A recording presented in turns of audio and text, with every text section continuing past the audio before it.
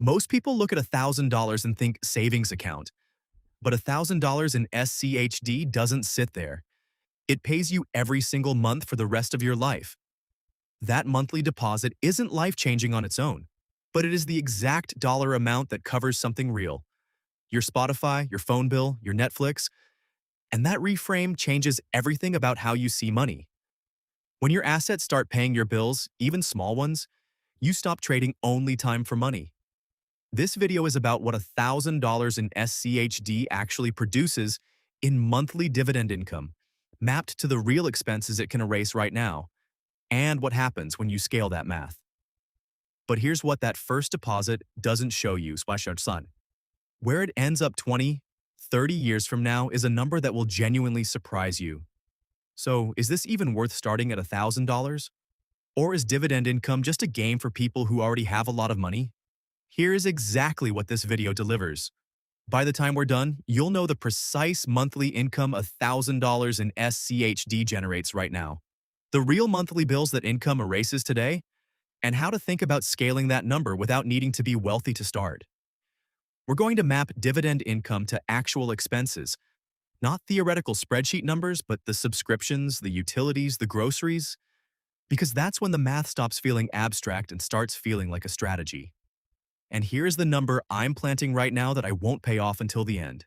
That same $1,000 starting investment, left alone with dividends reinvested, no extra contributions, just the compounding doing what compounding does, is projected to grow into something close to $23,000 over 30 years, generating roughly $56 per month in passive income by itself.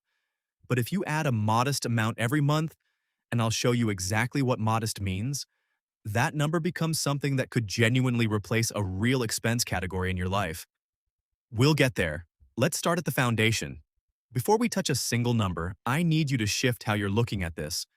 Most people think about investing in terms of price. Does the stock go up? Did I buy at the right time? Is it higher than what I paid? That's the framework almost everyone brings to this. And for dividend investing, that framework is completely wrong. Not partially wrong, completely wrong. The question with SCHD is not whether the price goes up. The question is, how much does it pay you to hold it? Because SCHD is not a lottery ticket. It is a machine. You hand the machine $1,000 and the machine hands you back a piece of its earnings every single quarter, automatically deposited directly into your account. You don't have to sell anything. You don't have to time anything. You just own it and it pays you. That is a fundamentally different relationship with money than most people have ever experienced. Most of us were taught one equation: time equals money. You show up, you work, you get paid. You stop showing up, the money stops. Dividend income breaks that equation. The asset shows up for you, even when you're sleeping, even when you're on vacation, even when you're doing literally nothing. It's not magic, it's ownership. You own a small piece of hundreds of companies through SCHD, and those companies send you a portion of their profits. Now here's the engine that makes $1,000 turn into something much bigger over time: reinvestment. When a dividend hits your account, instead of spending it, you use it to buy more shares of SCHD. Those new shares generate their own dividends. Those dividends buy more shares. That cycle, dividends buying shares, shares generating dividends, is what compounding actually looks like in the real world. It's not a concept, it's a mechanical process. And it runs 24 hours a day without you doing anything. This is the kind of income breakdown I run on this channel regularly, taking real starting amounts and showing you exactly what they produce and where they go. Subscribe so you don't miss the next one, because the numbers only get more interesting from here.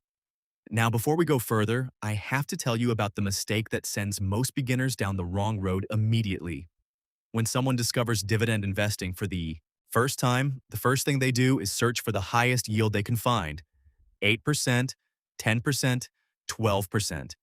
And they think, why would anyone hold SCHD at 3.5% when I could hold this other thing at 12%? That logic feels airtight. It isn't. Here's the truth that most people learn the hard way. A high yield is very often a warning label, not a reward.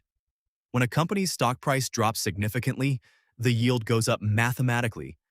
Because yield is just the dividend divided by the price. So if a company's stock has cratered because the business is struggling, the yield looks enormous right before the dividend gets cut entirely. You buy in attracted by the 12% yield, and 3 months later they announce a dividend reduction or elimination. The stock drops further, and now you're sitting on a loss and zero income. That's not income investing. That's a trap. SCHD's yield sits roughly in the 3 to 4% range. That feels underwhelming at first glance. But that yield is built on companies that have consistently grown their earnings, consistently raised their dividends, and have a track record that goes back decades in many cases. The yield is lower because the underlying businesses are stronger and more stable. You are not settling for less. You are choosing quality over bait. And SCHD itself has something else going for it: dividend growth. The fund doesn't just pay you, it tends to pay you more each year than it did the year before. That means the income on your original investment grows over time even if you never add another dollar. That's the compounding effect hitting your income stream directly, not just your share count. So how do you tell the difference between a dividend that is genuinely safe and one that is setting you up for a painful surprise? Here are the actual checks that matter. First, is the yield sustainable? A yield above 6 or 7% on an individual stock should immediately make you ask why. The market is efficient enough that outsized yields usually mean someone smarter than you has already priced in risk you haven't spotted yet. Second, is the dividend covered by earnings? This is called the payout ratio. If a company earns $2 per share and pays out $1.50 in dividends, the payout ratio is 75%. That's tight but manageable. If a company is paying out more in dividends than it actually earns, a payout ratio over 100%, that dividend is running on borrowed time. Third, is the dividend covered by cash flow? Earnings can be manipulated with accounting. Cash flow is harder to fake. A dividend that's covered by actual cash coming into the business is far more reliable than one covered only by reported earnings. Fourth, does the company have a track record? Not 2 or 3 years, 10, 20, 30 years of consistent payments, and ideally consistent raises. That history doesn't guarantee the future, but it tells you something real about management's commitment to returning cash to shareholders. SCHD runs all of its holdings through a screen that filters for financial strength, dividend growth consistency, and cash flow coverage. You don't have to do the individual stock research yourself. The fund does it for you. That's part of the value of choosing a fund like this as a starting point, rather than trying to build your own portfolio of individual dividend stocks from scratch. Let me give you 2 examples that flip the way this usually looks. Example 1. A stock yielding 4.5% that makes most beginners nervous. 4.5% sounds modest, not exciting, maybe even boring. But when you look underneath, a payout ratio of 58%, 10 consecutive years of dividend increases, free cash flow that covers the dividend with room to spare, and a business model selling something people buy regardless of the economic cycle. That's not boring. That's a compounding machine wearing a boring disguise. The yield looks unremarkable specifically because the underlying business is remarkable. Strong businesses don't need to dangle high yields to attract investors. They attract investors by being genuinely good. Example 2. A different fund, flashing a yield of 9% that looks incredible on a comparison screen. But when you dig in, the dividend has been cut twice in the last 5 years. The payout ratio is consistently above 90%. The fund holds assets that are sensitive to interest rate changes, and the price has declined nearly 40% over the same period that yield looked attractive. The 9% yield was the lure. The actual total return was deeply negative. This is the exact scenario that wipes out beginners who optimize for yield without asking why the yield is that high. SCHD's construction specifically avoids the second scenario. That's not a sales pitch. It's a design choice baked into how the fund screens and weights its holdings. You can verify this yourself by looking at the fund's historical dividend record and its performance across different market environments. Now let's talk about how people actually build toward meaningful dividend income using SCHD as a foundation, and how to think about layering contributions over time. Layer 1. The foundation position. This is your initial investment. In our case, the $1,000 we're working with today. The purpose of this layer is not to generate significant income immediately. The purpose is to start the compounding engine. Every month your dividends are reinvested, your share count grows. Every quarter, those additional shares generate additional dividends. The foundation layer is about establishing the machine and letting it run. $1,000 earns you roughly $3 to $4 a month in dividends right now, depending on where the yield sits when you're watching this. Layer 2. The consistent contribution. This is where the math starts to shift in your favor.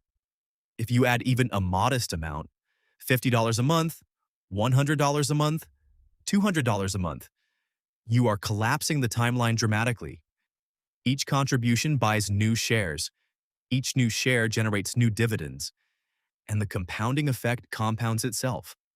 The contribution layer is where most of the real wealth building happens, not because each individual contribution is large, but because they stack on top of each other inside a machine that's already running. Layer 3. The dividend growth kicker. Over time, SCHD's underlying companies raise their dividends. That means even if your share count stayed exactly the same, the income generated by those shares would increase each year. Historically, SCHD has delivered dividend growth in the range of 10 to 12% annually, though that's historical data, not a guarantee of future performance, and I want to be clear about that. But if that trend continues even partially, the income you're generating on your original shares grows year after year without you adding a single dollar. That's the kicker. Layer 3 costs you nothing. It just runs. These three layers working together, foundation, contribution, dividend growth, are what take $1,000 somewhere genuinely meaningful. Let's look at exactly where. Okay, real talk time. $1,000 in SCHD at roughly a 3.5% yield produces approximately $2.90 per month in dividend income. Call it $3 a month. That is less than a fast food combo meal. That does not cover your Spotify. That does not cover anything, really. And I'm not going to sit here and tell you that $3 a month is going to change your life, because it won't, and pretending otherwise would be insulting your intelligence. If you came to this video hoping $3 a month was the breakthrough, I understand the disappointment. But here's the reframe that matters: that $3 is the seed, not the tree. Nobody plants an acorn and expects shade the same afternoon. The acorn's only job is to become the root system. $3 a month reinvested buys more shares. More shares produce more dividends. More dividends buy more shares. And the consistent contributions you layer on top of that foundation, even small ones, are what accelerate the whole process. The starting income is small because you're early. Early is the advantage. Early is where the compounding has the most time to work. The people who end up with meaningful dividend income didn't start with meaningful dividend income. They started exactly where you are. Here's something that looks like a problem, but is actually a feature. SCHD's yield, around 3 to 4%, is lower than dozens of other dividend funds and individual dividend stocks you could hold. On a comparison chart, SCHD looks like a loser on that metric. And a lot of beginners see that and wonder why anyone would choose it. The answer is that a lower yield on SCHD is a signal of quality, not a deficit. The funds and stocks with higher yields are often holding assets with elevated risk, higher payout ratios, or less consistent dividend histories. SCHD's yield is lower because the companies inside it are financially stronger. They don't need to offer extraordinary yields to attract capital because their businesses speak for themselves. There's also a second reason. SCHD's lower yield is partly because the underlying share prices have grown. When a stock's price appreciates significantly, its yield as a percentage goes down, even if the actual dividend dollar amount went up. So a lower yield is often the shadow cast by price appreciation. You're not getting less. You're getting appreciation plus a growing dividend. The market just makes it look worse on a yield comparison because the math of percentages works against you optically. So when someone shows you a fund or stock with a 7% yield and says SCHD at 3.5% is a bad deal, ask them what that 7% fund's dividend growth record looks like. Ask what the payout ratio is. Ask what happened to the price over the last 5 years. The full picture almost always tells a different story than the yield number alone. All right, here's where the numbers pay off. Let's start with just the $1,000. No additional contributions.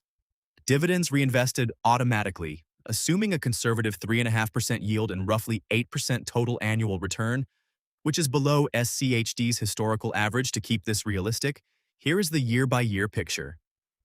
Year 1, your $1,000 grows to roughly $1,080, and you've reinvested about $36 in dividends. Year 5, you're sitting at approximately $1,460. Your monthly dividend income is around $4.25. Year 10, approximately $2,100. Monthly income creeping towards $6. Year 15, right around $3,000. Monthly income around $8 to $9. Year 20, roughly $4,300. Monthly income around $12 to $13. Year 30, just under $9,000. Monthly income around $26. Now, add that as the $1,000 alone, never touched again. And it's still just $26 a month after 30 years. That's the honest math of a small starting number with no contributions. But now let's add $100 per month. Same assumptions, 3.5% yield, 8% total return, all dividends reinvested. Year 5, approximately $8,200. Monthly income around $24. Year 10, approximately $19,400. Monthly income around $57. That's your Spotify, your Netflix, your basic subscriptions, gone. Year 15, approximately $38,000. Monthly income around $110. That's a utility bill. Gone. Year 20, approximately $67,000. Monthly income around $195. That starts to look like a car payment or a solid chunk of your grocery bill. Year 25, approximately $112,000. Monthly income around $325. Year 30, approximately $180,000. Monthly income around $525 per month, generated entirely on autopilot from a $1,000 starting point and $100 a month. You didn't stop to notice leaving your account. $525 a month is a real number. That's rent in some cities. That's every subscription you own plus your cell phone. That's the kind of income that starts changing the math of how much you actually need your paycheck to cover.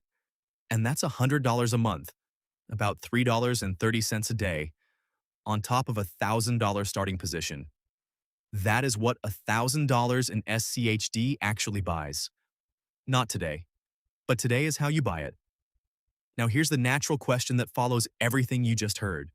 What if you started with more? What if instead of $1,000 you put in $5,000? And instead of SCHD, you picked 3 of the best dividend stocks inside a Fidelity account? The kind of holdings that have raised their dividends for 20 or 30 or 40 consecutive years? I already ran that math, and the numbers are genuinely different. The video is called What If You Invest $5,000 in the 3 Best Fidelity Dividend Stocks? And it's on your screen right now. The link is below. It's the next logical episode in this system, and the monthly income projections at year 20 will reset your ceiling on what's possible starting from a reasonable amount of money. Go watch it. Drop a comment below with the one monthly bill you would most want dividend income to cover first. Whether that's your streaming subscriptions, your phone bill, your groceries, or something bigger. I read every single one, and it helps shape the next video in this series.